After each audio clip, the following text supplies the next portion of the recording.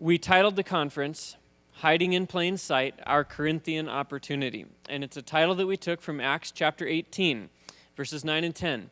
And what's going on in Acts 18 is that Paul's on his missionary journey, and he's in the city of Corinth.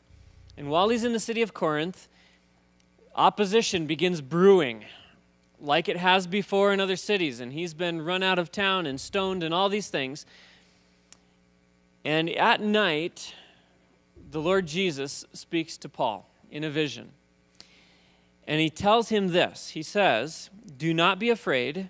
Keep on speaking. Do not be silent, for I am with you, and no one is going to attack and harm you, because I have many people in this city." And it was that last phrase that really captured our attention as we were thinking of this conference and why we titled it Hiding in Plain Sight. Jesus said, I have many people in this city. You couldn't see them. You couldn't have picked them out of a crowd and said, oh, there they are. But they were there. They were hiding in plain sight. The opportunity of the gospel was there. Now, Jesus may send us to the opportunity, or he may send the opportunity to us. And we believe he's doing both. This conference aims to help us as a church in this region to both see and seize the opportunities that Jesus is sovereignly bestowing on us for the gospel as a church. So that's what we're after. And I want to draw our attention to what I believe are three common ground pieces that we all will share as we come into this conference, and I think that'll be a good place to start. Number one, we agree that the church has a mission to accomplish to all the nations on earth. That's why we're here. We understand that we agree that. Number two, we want to be effective in ministry. I know we do. We want to, as Jesus says in John 15, bear much fruit unto the Father's glory. That's our desire here, and we want to do that. And number three, I think that we would share in common that if there were ways that we could do that more effectively, bear fruit, take the gospel to all the nations, we would want to know it, wouldn't we? And hopefully, as we go through this conference, then we're going to find some of that so that we are sharpened, that we can passionately, effectively carry out that mission. And that's our goal. So with those common points sketched out, I want to transition us into our first session here. At MBC, we had been familiar with some of the work that Steve Saint had done, and we thought, this is the right way to start this conference. We wanted to see if he would address us because he's got a perspective that we believed would be very valuable. Now, due to a serious accident and injury a few years ago, Steve was unable to join us in person, so we called him up, and he said, yeah, I'd be happy to join you via the technology capabilities we have these days. He's at his home in Florida today, and we're going to have him joining us. You'll see his face up on the screen. See the camera right here? Steve will be able to see all of us on that camera, so he's watching you right now. I believe he's already looking at your smiling faces. And you're going to be able to see him. We've got a conversation going on. I'm going to stand here in no man's land in the middle and try to watch both. All right? We'll see how that works. What we're going to do is bring Steve into this conversation, and then we're going to try to do a bit of an interview format so that we can work through a perspective. Do we have Steve on there? We're good to go? Let's see if we've got connection, everything. Steve, thanks for joining us today. Hey, Ryan, and all the rest of you. It's nice to be with you. I imagine snow's probably flying up there because it's only about 80 degrees down here. And I wish I could invite you all to move to Florida, but I think we're full. So you stay where you are, but it's nice to be with you by video. Thanks for joining us, and we are glad to be with you as well. So I'm going to go ahead and introduce the topic here, and then I'm going to ask some questions of Steve, and he's going to share with you some responses. What we want to do in this session is to set a tone right up front of carefully thinking through application. application of missions as we carry out the mission that Jesus has given us. How do we do that, and how do we do it well? And what we want to do is have this session serve as something of a paradigm check for all of us as we go into this conference, because we've all got a grid through which we view missions, and it's going to be easy for us to interpret everything we hear in the conference through that grid. So we want to maybe shake that grid up just a little bit at the beginning. And so what we're going to do is work through this session a little bit. Steve, you wrote a book called The Great Omission, and then did the DVD series that you called The Missions Dilemma. And both of those titles suggest that there is some sort of a problem that we've identified in missions, the Great Omission, the Missions Dilemma. And I'm wondering if you could take the first 10 minutes or 15 minutes even of this session and just describe for people the story of how it was that you came to write the Missions Dilemma and the Great Omission, and the background of that. Can you do that for us? Okay, Ryan, you keep me on track. Okay, if I start getting off course here a little bit. My background, I was born and raised down in Ecuador, South America, a small country on the west coast of South America, directly south of New York City. For those of you who get bored, you can try to picture that in your mind.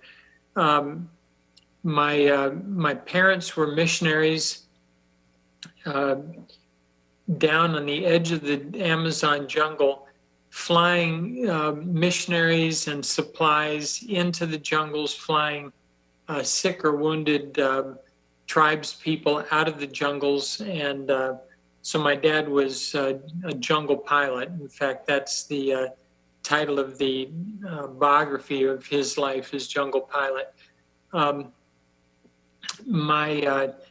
When I was 5, my dad and 4 of his missionary friends became aware that the Shell Oil Company and the Ecuadorian government were trying to find oil out in Waorani territory. That was the name of the tribe. Some of you may know this story and think of those people as Aucas. That was what they were called by outsiders. It's a derogatory term that means naked. The word is naked in the Quechua language, and it denotes people who were savages, violent.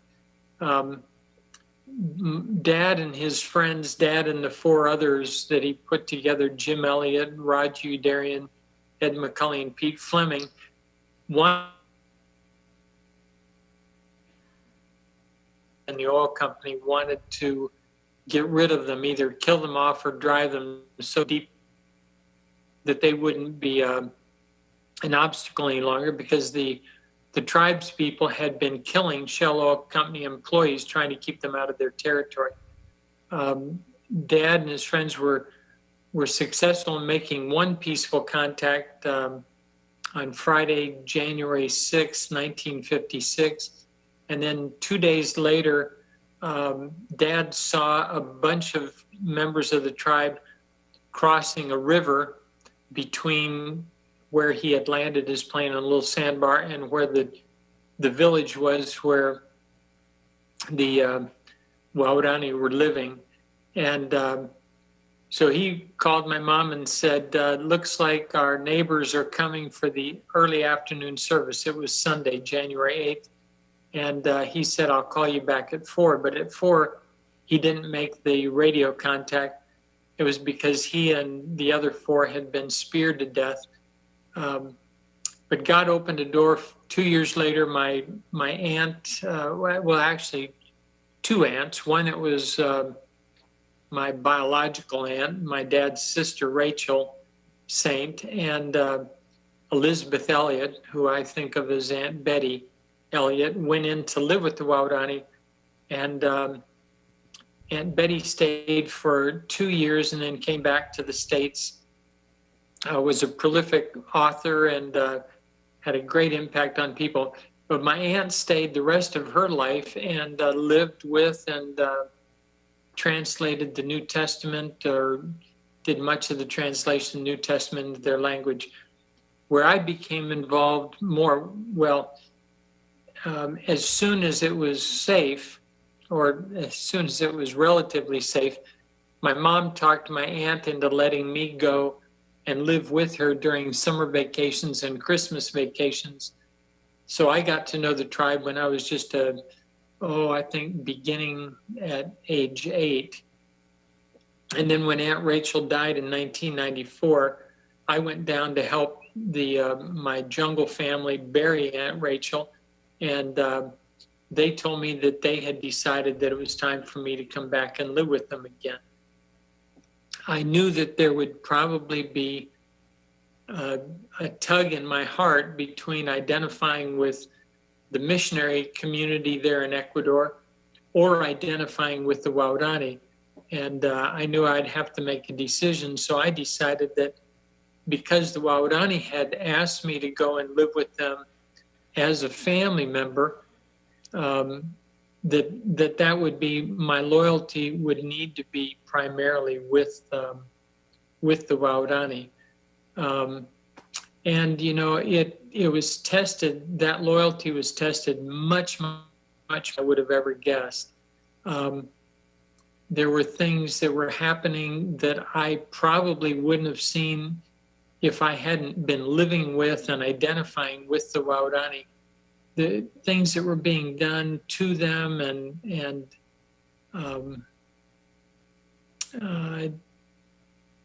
even ministry things that were really very harsh, and especially things that created a great dependency within the tribe. And I understood why the oil companies wanted to have the Waorani dependent on them. They would give them gifts and things all the time.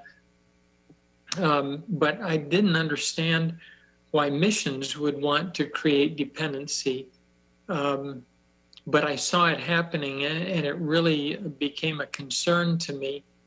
And that really was the basis for writing the Great Omission. And the Great Omission, it refers to leaving the national Christ followers in fledgling churches out of the plans for evangelizing the rest of their people.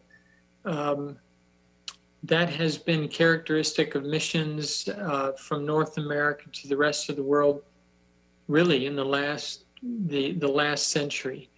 One of the ways of measuring whether that's true or not is that quite often when missions that have been in places like the jungles, but other parts of Ecuador and South America, really in the world, when missions leave, if they leave, most of the ministry collapses and leaves with them. I began to see that the church that I had been a part of as a young boy growing up, that had impacted me favorably. I mean, men and women that had taught me a great deal about being a Christ follower, or as they call it, a wengungi ponenga, a God coming after one, signifying that God sent Christ down here to mark a trail for us. And if we follow that trail, then we are following Christ. And I began to see that church that had actually baptized me, I was baptized by two of the men, two of the warriors in the tribe who had become Christ followers. And it just happened that they were also two of the men that had speared my dad and his 4 friends to death. I was really adopted into the family of another one of those same men. And so I had grown up respecting them. They were spiritual leaders in my life. And yet when that was in my, maybe my early teens, I think I was baptized at 13. When I went back in my mid-40s, 30 years later, I realized that the Waorani church absolutely did not function. And I mentioned that to some people. thinking that they would really be surprised and concerned about that. And the response that I got in return was not, "Oh, this is a terrible thing. What can we do differently?" It was really, "What do you mean there's no church?" And then they would name different individual Waodani who were Christ followers. And I realized that even in the missionary community, we had lost the distinction between a group of people having individual Christ followers and actually having a functioning church, the organism within which individual Christ followers with varying gifts given to us. I think that's in Philippians 4. You could find that that the Waodani church did not function. It was totally dependent on people from outside, but almost nobody outside, really nobody outside that was still there in relationship with the Waodani could even speak their language. So mostly people would come in from outside, they'd have a little conference, they'd take in a quintal, a 50-kilo bag of sugar and a 50-kilo bag of rice, both of which the Waodani love. And they'd take a new soccer ball so they could play soccer in the afternoons and volleyball in the mornings. And that, of course, was extremely attractive. But they didn't even, in many cases, they didn't even have an idea of how their messages were being translated. Quite often being translated by young people that had learned enough Spanish that they could translate from Spanish into Walterero, but sometimes not even Christ followers. People were translating who had no idea of the concepts that they were translating, and then quite often they would have a baptismal service, and up to that time, the Waodani would only baptize somebody who not only said they were a Christ follower and made a public profession of that, but who then showed with their life that they really were following Christ. Then they would consider baptizing them. But when people from outside just started coming in, having a day-long conference or maybe 2 days long, and it would baptize anybody that said they wanted to be baptized, even baptism lost any significance in the tribe. I could go on, but I think that's enough to let you know. Somebody asked me how long it took me to write the Great Omission. Now, it took longer to edit it and get it actually into book form, but it took me 12 days to write 12 chapters, but they were really, really surprised. And I said, yeah, but it took me 50 years of research before that to get ready to spend those 12 days writing. Okay, thanks, Steve. That's a great background for everybody on what brought it up to here. What would you say, Steve, if I were to say in maybe a 2-minute summary form, what would you then say would be a problem that we've identified with missions philosophy coming out of, let's just say, the church in North America or the church in the West in the last century or so? But what would be the summary statement of the problem that we've seen? I heard some pieces of that coming out really well. I would say, Ryan, that a major, maybe overriding problem that we have in missions, as we have been doing it in the last 100 years, is that we have gone in and have dominated people, which is spoken directly against in the Bible. I'm thinking in Peter, and there's another place where it said, and not as lording it over them, but as, that elders and deacons, that their job is to serve the people that they're called to minister to, rather than lording it over them. Paul also talked about it in the first chapter of 2 Corinthians, or right at Yes. Mm-hmm. One of the things that has happened since my major spinal cord injury is that I've been half asleep for 3 years trying to figure out how to do things again. That I say would be the major problem, and I think we can see it best if we look at what we call the Great Commission, Christ's commission to His church, and that is to make disciples. And disciples, I think I've gone over my 2 minutes, but disciples are people that not only come to faith, but then who are also able to lead others to faith.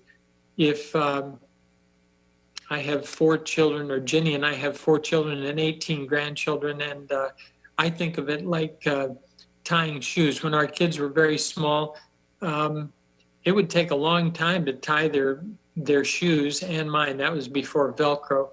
And Ginny said to me once, Steve, why don't you start teaching the kids to tie their own shoes? Now, I'm exaggerating a little bit, but I started to teach them, and then I realized that took even longer than to tie their shoes for them. So I just kept tying their shoes. Fortunately, grandchildren are smarter than children. I haven't taught any of our grandchildren how to tie their shoes, and almost all of them can do it for themselves. I'm being a little facetious, but that's really what discipleship is teaching others to do what we can do. Think of Christ saying, go and make disciples, and teach them to observe all that I've commanded you. I think that's the overriding issue and problem. So, Steve, if you can, I'm going to try to bring this really close into focus for the folks here. I'm thinking then we are looking specifically in our conference here at, let's see, I guess I need to face the camera for you to see my face. We're specifically looking at cross-cultural opportunities that exist in this region, in Montana and right around us. We are identifying different opportunities with that. We have 7 different Native American reservations in the state of Montana, and a large population that's outside of the reservations in our cities. We have migrant workers that are here from Mexico working on the farms and those things. We've got a large population of international students here in our university campuses. Montana State University is like a half a mile from where we're standing right now. 16,000 students. Of that number, right almost at 1,000 of them are international students. So we've got a large international student population. We have foreign exchange students here. And so understanding that, yes, the church can cross oceans and go places all around the world, we wanted to focus this conference specifically on the cross-cultural opportunities right within our own region. Anywhere there's that cross-cultural barrier, what would you say would be ways that you would anticipate churches in our region struggling with some of the things you've just described, but within cross-cultural missions right here, say with international students or with Native American churches that we want to partner with, those kinds of things? Okay, I'll write another book, all right? All right. That's what you're doing, Ryan, is you're asking me a 3-minute question and wanting me to answer. Okay, let me see if I can address that quickly. You can do this take a 10-minute block if you want here. You can take your time. I've grown up in really almost 4 cultures. The North American culture, which I always identified with, but also the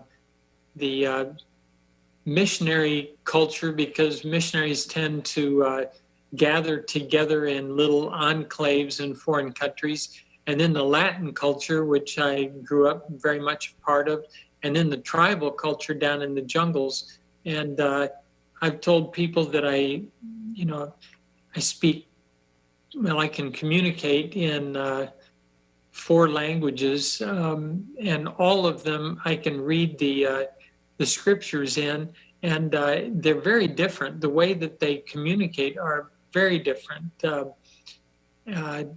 In Spanish, if you're in love, Spanish is a great language. But if you're giving directions, Spanish is pésimo. If you understand that, it's really, it doesn't work very well for communicating love. Not nearly as good as Spanish.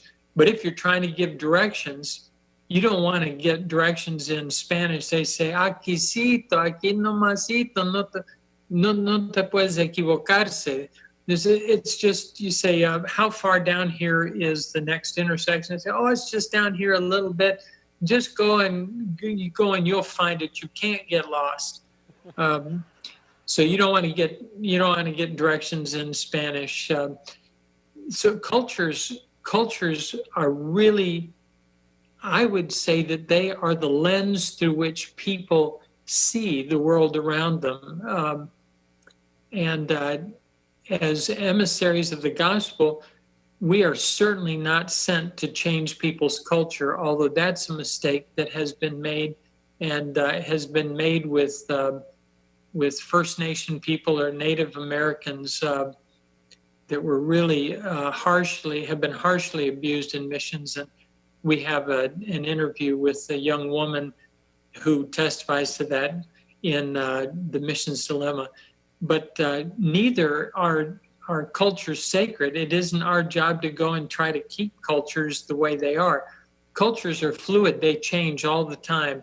I think that we as ambassadors of Christ, we need to respect the fact that that when we take the gospel, I'll tell you how a Tikuna tribesman explained it once when I was translating for him in a large medical conference, Global Missions Health Conference down in Louisville, Kentucky. There was a pitcher of water on the podium, and we were both standing there, and he said, when the missionaries brought us the gospel, they had it in their own envase, in their own pitcher, their own container. And he said, we mistakenly thought, because they mistakenly led us to believe that the gospel was as much the pitcher as it was the water inside the pitcher.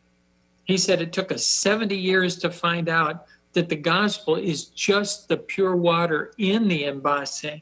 And he took that pitcher and he began to pour it on the platform, which was very dramatic. And I could tell who the people were that owned the building because they became obviously agitated. But he said, after 70 years, we found out that it's the gospel is just the water inside the missionary's container. And he said, we found out that we could take that pure water and we could put it in our own envase. We could put it in our own container. And then we really began to understand it. Culture is critically important. There are times when I find that I'm speaking one language, but I'm thinking in another culture, and it becomes very confusing for people. We were just talking, we have some friends from, she grew up in Mexico, and she was telling Jenny something, and she just looked up a little bit. What she was really doing is she was using her chin, as we do in South American cultures, and you point at something when your hands are busy, you just point at it with your chin. And Jenny did what most North Americans would when I do that. Jenny looked up to see if there was something, a roach or something on the ceiling, and she missed it. But I understood exactly what she was doing because I understood the culture that she grew up in. She was just pointing at our 2 horses out in the back corral. Culture is very, very important. If you think of the church services that most of us go to, when people are explaining the Bible, they spend an awful lot of time doing 2 things. Either explaining to us the culture of the authors like Paul, the culture in the Holy Land and the regions around it when Paul was living there, so that we can understand the message, because we have to understand that culture, or the pastor or the teacher will take a great deal of effort to explain what that would be like if it was translated into our culture. Culture is very important. We need to be sure that when we take the gospel to people in another culture, that we don't make the mistake, and we don't encourage them to make the mistake, to think that they have to accept our culture to accept the gospel. Seems extremely well said. I'm going to ask another question then, Steve, and say we're going to be, getting the book, the Great Omission, into the hands of all these folks, and then we're trying to get the Missions Dilemma DVD into the hands of every one of the churches to send back, and you and I have talked about that. But give them a bit of a sneak preview, if you want to, about the correctives that you've suggested. And we've already heard some of that just coming out here, that we've got to respect culture and understand the difference between taking the gospel versus taking culture. What other corrective measures do you suggest that the church wants to keep in its focus? Read the book. It's really a very simple little book. I hate to admit it, but I used to like to read Reader's Digest. They were simple stories. They didn't spend a lot of time saying, okay, here's the application. If you take me for an intellectual, you've made a mistake. The Great Omission is really just things that I saw taking place, that I was quite sure the perpetrators, the people who were making the mistakes, were people that I admired and respected. And the most embarrassing thing was that I realized that I had grown up in missions and in those cultures, and I didn't even see it happening until I identified with the people on the receiving end. And then I began to see it. And it's just like when I was in the rehab hospital after having this major spinal cord injury. I don't know if you can see my left hand, but it's very, very crippled, and my whole body goes into spasms in the morning, and my hands just shake.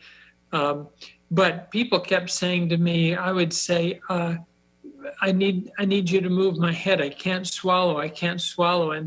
And people would oftentimes say, boy, I know just how you feel. And they'd say something, that was totally different. And I finally just started saying to people, no, you don't understand. If my head falls over, not only will I not be able to swallow, but I won't be able to breathe. This is not a small matter. This is a big matter to me. Finally, somebody said, there's a guy down in the gym here at the rehab center, Glenn. They said, do you know Glenn? And I said, yeah. He said, talk to Glenn. Glenn has been where you are. And then they told me that Glenn had a tumor on his brain stem. And they said he couldn't even swallow for 3 years. He couldn't walk, he couldn't talk, he couldn't swallow. And boy, after that, the only person I wanted to talk to was Glenn, because Glenn had been where I was. I think we need to, as Christians, we need to drop the makeup. We think that we have a tendency to think that when we go out into to share the gospel, we have to have all the answers. I think, I don't know. I haven't ever thought of that, or, I've never been wounded where you're wounded. Let me see if I can find somebody that can speak more personally to that.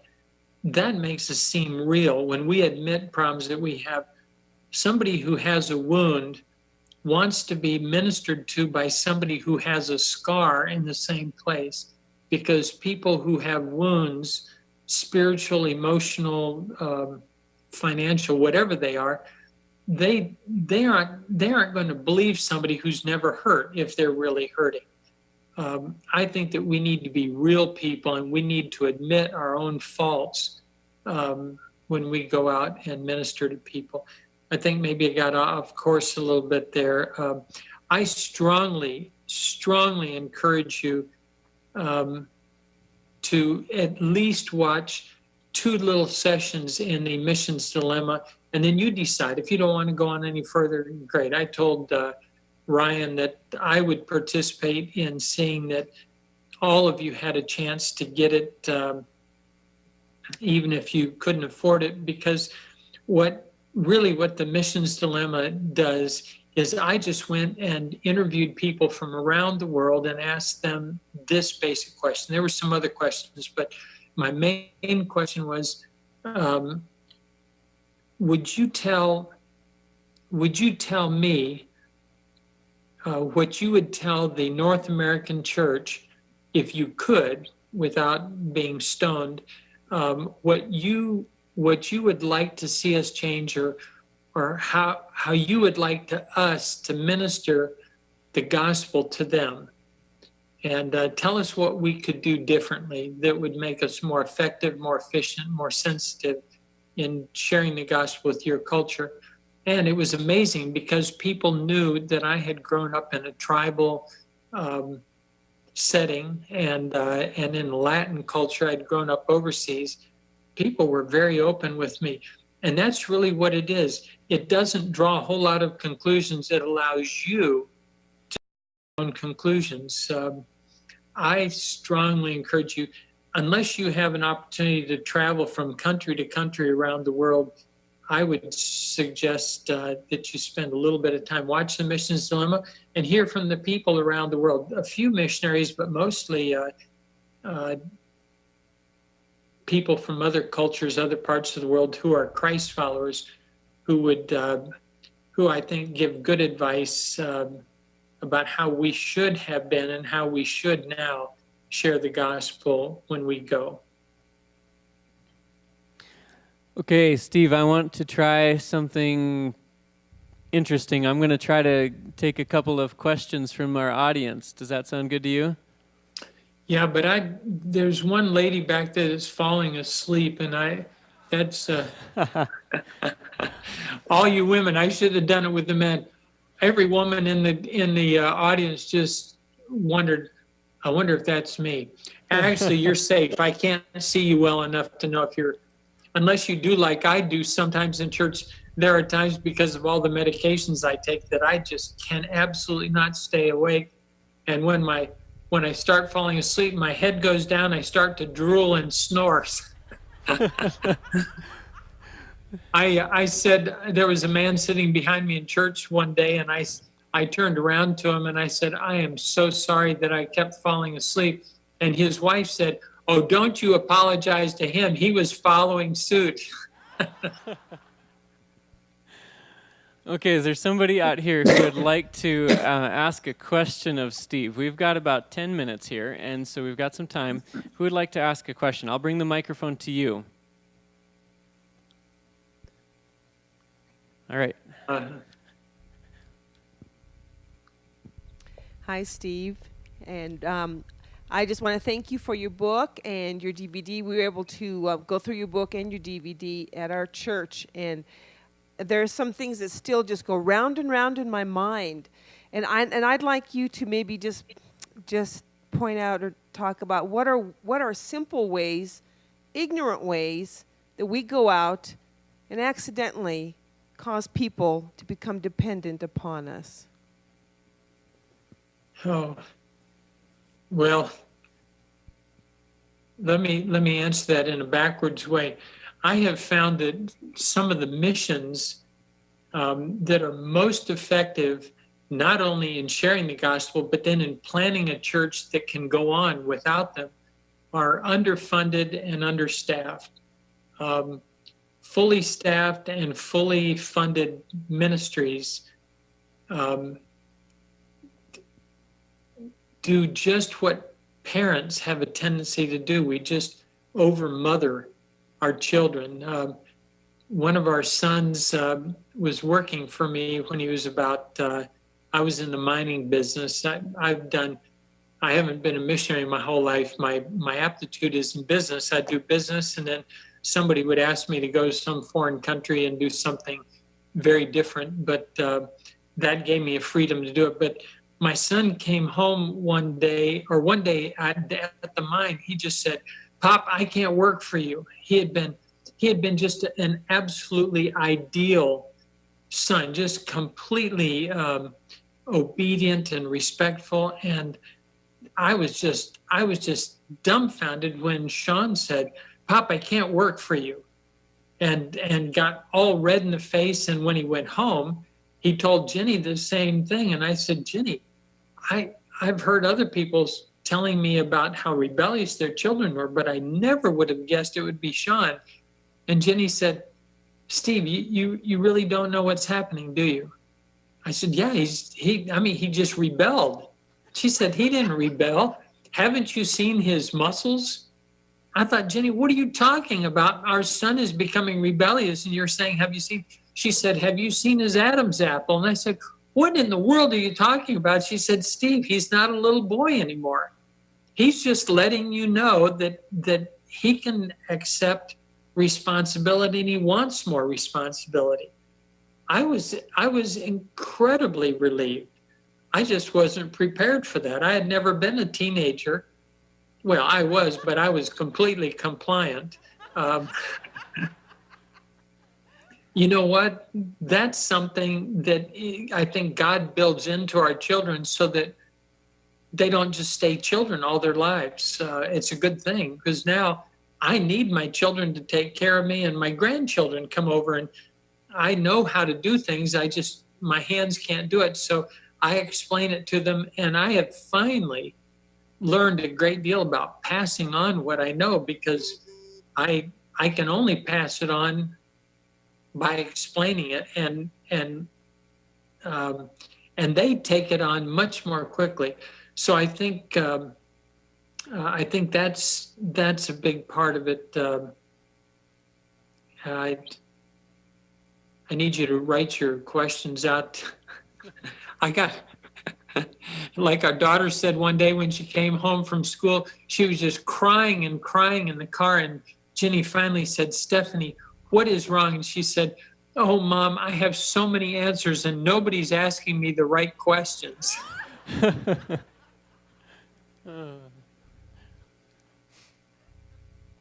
Steve, thanks. I think I was at least following with what you're saying there a lot in terms of how we work through that. So good example. Somebody else, a question? Over here, Roger.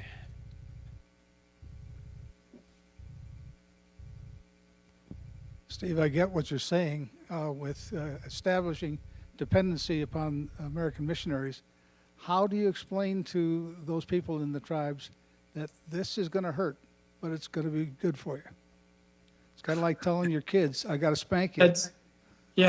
That does not communicate. I remember getting a real hard spanking by my dad, and if I remember it from 5, it was a good one. And I remember my dad before and after the spanking telling me that it was going to hurt him as much as it's going to hurt me. And I remember thinking while I was getting swatted, this can't be hurting you as much as it's hurting me. In fact, once when all 3 of our boys got into something, and I just was thinking there's got to be a better way than spanking them. So I made them all spank me. I mean, at least 2 of them were crying and bawling, saying, "No, Pop, no, we don't want to do that."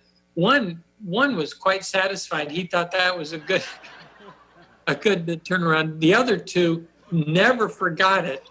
They would do something and say, "Pop, we'll confess. We'll tell you what we did, but please, we're not going to spank you again."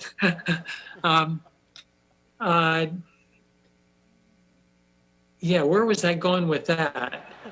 You probably, Roger, you're almost as old as I am. You probably can't remember either.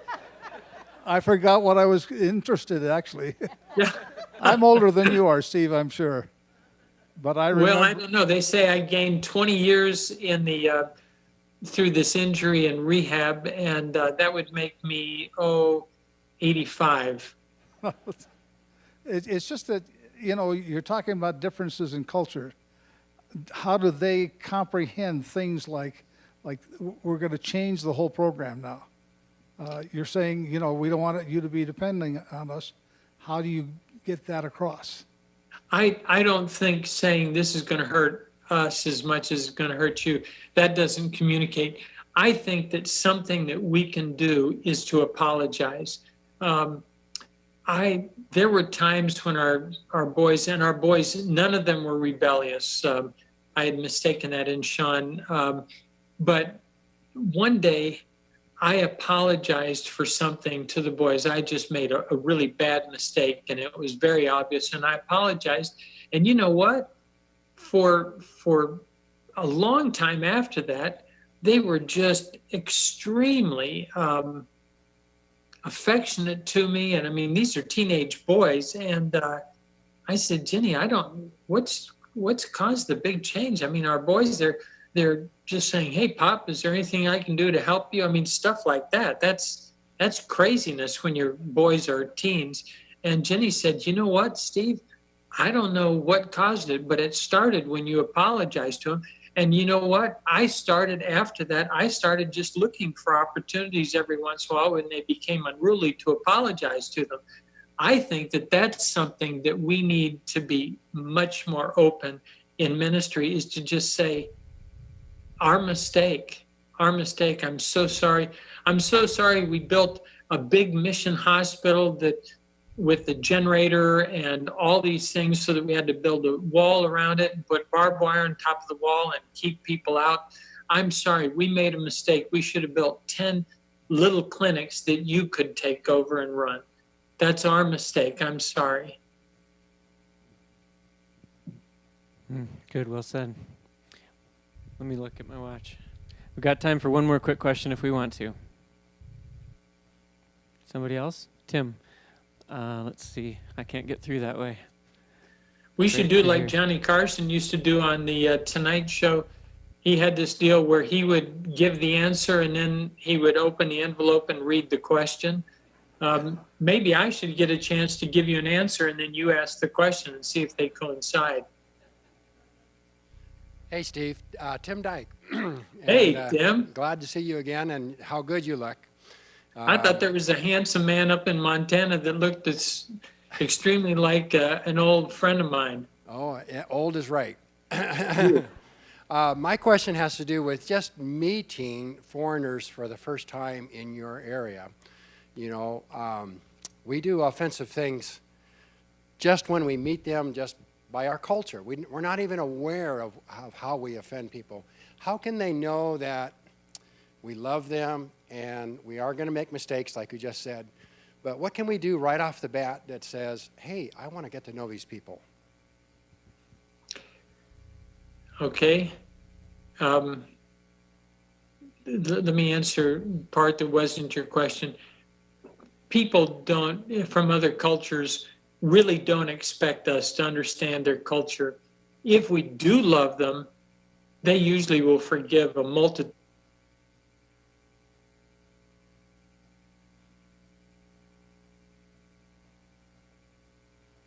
We lost I hope you come back.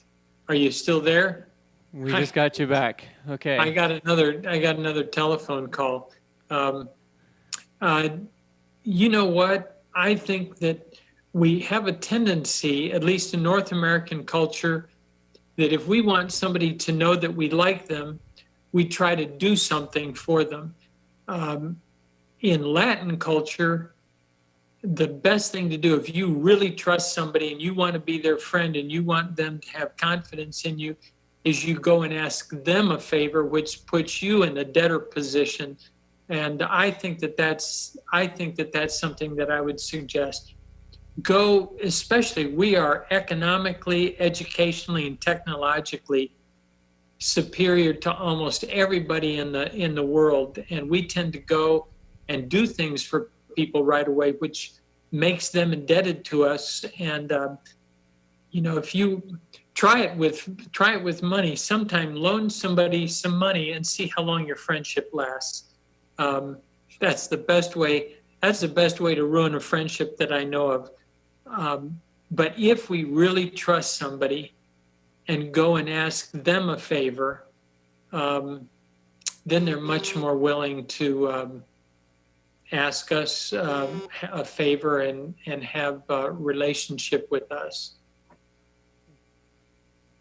Now, you folks don't know it, but you have just experienced a miracle. It's very, very difficult for me to answer questions. It's sort of like Ernest Hemingway wrote to a friend, and he wrote him a long, long letter, and at the end he signed off by saying, "If I'd had more time, I would have made this short." Steve, we really appreciate your time, and our conference session time is drawing to its close here. We want to get your book and the DVD out to all these folks, and they'll get a lot more chance to get familiar with things that you've been saying as we do that. But we just want to thank you for your time and addressing us. Could I just let all of you express your thanks to Steve here? If I could clap, I'd be clapping back because I didn't have to go to Orlando and go through security and get on a plane and fly to 6 different places trying to get to Montana to be with you. And when I go outside, it's still going to be 80 degrees. So thank you all for letting me visit with you via video. Well, thank you too. So we'll sign off for now and just pray God's blessings on you and your ministry. Thank you. Thank you, Ryan. God bless all of you.